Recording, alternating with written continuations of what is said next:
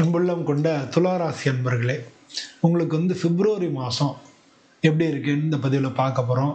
இந்த பதிவில் பொறுத்தளவில் நம்ம இந்த வீடியோ பிடிச்சிருந்தா முதல்ல லைக் பண்ணுங்கள், ஷேர் பண்ணுங்கள், சப்ஸ்கிரைப் பண்ணுங்கள். நிறைய பேர் நமக்கு வீடியோ பார்க்குறீங்க, நான் சப்ஸ்கிரைப் பண்ணுறது தான் கம்மியாக இருக்குது. அதனால் சப்ஸ்கிரைப் பண்ணி சப்போர்ட் பண்ணுங்கள். இது மாதிரி இன்னும் நிறையா வீடியோ போடுறதுக்கு முயற்சி பண்ணுறோம். அந்த வீடியோ கடைசி வரைக்கும் ஸ்கிப் பண்ணாமல் பாருங்கள். துளாராசி அன்பர்கள் எதெல்லாம் ஜாக்கிரதையாக பார்த்துக்கணும், கவனமாக இருக்கணும், எந்தெந்த விஷயங்கள்லாம் அவங்களுக்கு பாசிட்டிவாக இருக்குது அப்படின்றத பற்றி பார்க்க போகிறோம். அப்போ என்ன சாமியை கும்பிடலாம், அதுக்கு என்ன பரிகாரங்கள் என்ன பண்ணலாம், நீங்கள் என்ன மாதிரி கலர் யூஸ் பண்ணலாம், இந்த மாதிரி எல்லாமே இப்போ பேச போகிறோம். அதனால் அந்த வீடியோ கடைசி வரைக்கும் ஸ்கிப் பண்ணாமல் பாருங்கள். பொதுவாக இந்த மாதத்தை பொறுத்தவரை 5வது வீடு உங்களுக்கு கும்பராசி 5வது வீடு இல்லையா? அங்கே ஏற்கனவே உங்களுக்கு 5-11 ராகுகேது இருக்குது. 5வது வீட்டில் ராகுவும் 11வது வீட்டில் கேதுவும் இருக்குது. இப்போ அந்த 5வது வீட்டுக்கு சூரியன், புதன், சுக்கிரன் எல்லாரும் போயிடுவாங்க. இந்த மாதம் பிப்ரவரி 23 செவ்வாயும் போயிடுது. உங்களுக்கு 6வது வீட்டில் சனி பகவான், 9வது வீட்டில் குரு வக்ரம். ஸோ இதான் இந்த மாதம் இருக்கக்கூடிய கிரக சூழ்நிலைகள். இது உங்களுக்கு எந்த விதமான பலன்களை கொடுக்குன்னு பார்க்க போகிறோம். முதல்ல 5வது வீடு அப்படிங்கிறது உங்களுக்கு க்ரியேட்டிவிட்டியை குறிக்கும். அதே மாதிரி முதலீடுகளை குறிக்கும். அது மாதிரி நமக்கு உள்ளுக்குள்ளே நமக்கு இன்ஸ்டிங்க்ட்னு சொல்லுவோம்ல, அதை குறிக்கும். குழந்தைங்களை குறிக்கும். அது மாதிரி காதலையும் குறிக்கும், அரசியலையும் குறிக்கும். இதெல்லாம் குறிக்கக்கூடிய இடமா இந்த 5வது வீடு இருக்குது. இந்த 5வது வீட்டில் 5 கிரகம் வரப்போகிறது இந்த இதில். அதனால் லைஃபே கொஞ்சம் கலர்ஃபுல்லாக ஆகும். அதனால் அந்த எமோஷனலாக சில கன்ஃபியூஷன்ஸ் வரலாம். ஏன்னா ராகு அங்கே இருக்கார் இல்லையா? அதனால் ஒரு சில கன்ஃபியூஷன்ஸ் வரலாம். மீனத்தில் சனி, அதாவது உங்களுக்கு 6வது வீட்டில் சனி வேலை, 6வது வீட்டுறது வேலை, கடன், நோய், எதிராளிகள், தடைகள், இதெல்லாம் நான் குறிக்கக்கூடிய இடமா இருக்கிறதுனால உங்களோட ஒர்க்கு அதிகமாக இருக்கும். அதே மாதிரி ஒர்க் லோடும் அதிகமாக இருக்கும். எதிரிகளை வெல்லக்கூடிய சக்திகள் கிடைக்கும். ஹெல்த்து மட்டும் நீங்கள் பார்த்துக்கணும். ஹெல்த்து மட்டும் நீங்கள் ஒரு டிசிப்ளின்டாக இருந்தால் தான் ஹெல்த்து நல்லாயிருக்கும். ஹெல்த்தை மட்டும் நீங்கள் பார்த்துக்க வேண்டிய அவசியம் இருக்குது. குரு வக்ரமாக இருக்கிறதுனால பொதுவாக உங்களுடைய எதிர்கால திட்டங்கள் கொஞ்சம் டிலே ஆகலாம்.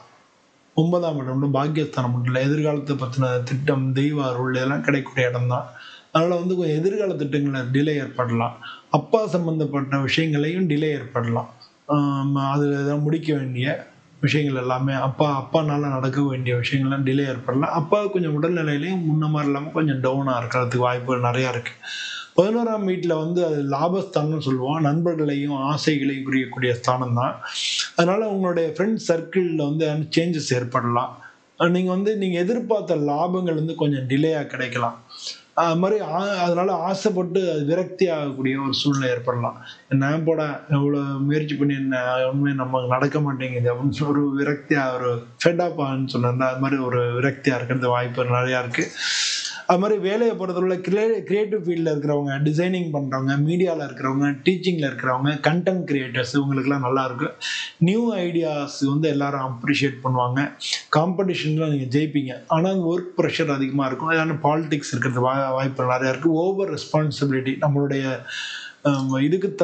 இதுக்கு மேலே நம்ம ஒர்க்கு பார்க்கறதுக்கு மேலே நமக்கு ரெஸ்பான்சிபிலிட்டி அதிகமாக வந்துடும். ஆனாலும் உழைப்பால் நீங்கள் எல்லாத்தையும் ஜெயிக்கக்கூடிய ஒரு மாதம் அந்த மாதம் இருக்குது.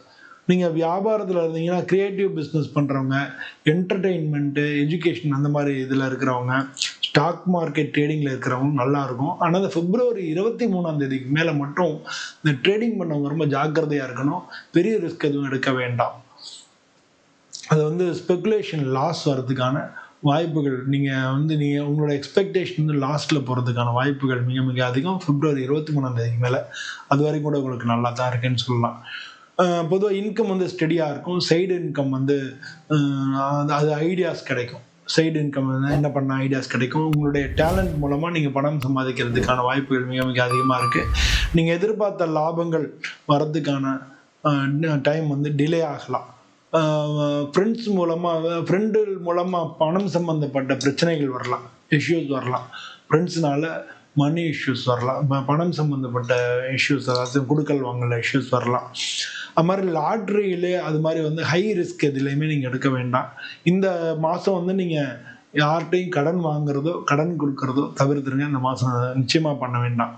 பொதுவாக வந்து இந்த மாதத்துல திருமணத்துக்கு வந்து அவசர முடிவு எதுவும் எடுக்க வேண்டாம். லவ் மேரேஜுக்கு வந்து நீங்கள் பேச்சுவார்த்தை நடத்தலாம். இருந்தாலும் ஃபேமிலி எதிர்ப்புகள் அதை நீங்கள் சந்திக்க வேண்டியதாக இருக்குது. அதனால் அவசர முடிவு எதுவும் எடுக்க வேண்டாம். கேது 11ல் இருக்கிறனால கண்மூடித்தனமாக எல்லாரையும் நம்பிட வேண்டாம். எல்லாத்தையும் 1க்கு 2 3 தடவை அலசி ஆராய்ந்த பிறவே நம்புங்க. பொதுவாக உங்களுக்கு உடல்நிலையை பொறுத்தளவில் ஸ்டமக்கில் வந்து டைஜஷன் பிரச்சனைகள் வரலாம், சுகர் இல்லை ஹார்மோன் இம்பேலன்ஸுக்கு வரலாம், ஸ்ட்ரெஸ்ஸுனால ஹெட்ஏக் தலைவலி வர்றது இதெல்லாம் வரலாம். ஓவர் இமேஜினேஷன், டெசிஷனில் கன்ஃபியூஷன் இதெல்லாம் வந்து இருக்கிறனால நீங்கள் இதெல்லாம் கொஞ்சம் மெடிடேட் பண்ணுறது, வாக்கிங் போகிறது இது மாதிரிலாம் இருந்ததுன்னா அதெல்லாம் கொஞ்சம் உதவி பண்ணும். வெள்ளிக்கிழமை அன்னைக்கு மகாலட்சுமிக்கு வெள்ளைப்பூ இது பண்ணி வழிபடலாம். சனிக்கிழமை அன்னைக்கு எள் விளக்கேற்றி அர்ச்சனை பண்ணலாம் சனி பகவானுக்கு. தினமும் வந்து ஓம் ஸ்ரீம் சுக்ரா யனமஹ அப்படின்னு சொல்லி டெய்லி ஒரு 16 முறை சொல்கிறது ரொம்ப ரொம்ப நல்லது. நீங்கள் வந்து வெள்ளை இல்லாட்டினா லைட் ரெட்டு, இளம் சிவப்புன்னு சொல்கிறோம் இல்லையா, வெள்ளை இளம் சிவப்பு அந்த மாதிரியான கலர் நீங்கள் இப்போ நான் போட்டிருக்கிற இளம் சிவப்பு தான், வெள்ளை இளம் சிவப்பு அந்த மாதிரியான கலர் நீங்கள் யூஸ் பண்ணலாம். கருப்பு ரொம்ப டார்க்கு பிளாக் இருக்கு இல்லையா, கருப்பாக இருக்கிறது அதை வந்து தவிர்த்துருங்க இந்த மாதத்தை பொறுத்தளவில். பொதுவாக வந்து இந்த மாதத்தை பொறுத்தளவில் துலாம் ராசிக்கு மனம் பேசும் மாதம் சொல்லலாம். 5ஆம் இடம் மனசு குறிக்கும்னு சொல்லலாம் இல்லையா. இந்த மாதம் வந்து நல்ல மனம் பேசும் மாதம், பிப்ரவரி மாதம் அப்படின்னு சொல்லலாம். இந்த மாதத்தில் உங்களுக்கு எல்லா விதமான நற்பலன்களும் கிடைக்கும். நானும் சுவாமியை பிரார்த்தனை பண்ணிக்கிறேன். மீண்டும் இது மாதிரி ஒரு வீடியோவில் உங்களை சந்திக்கிறேன். அனைவருக்கும் நன்றி.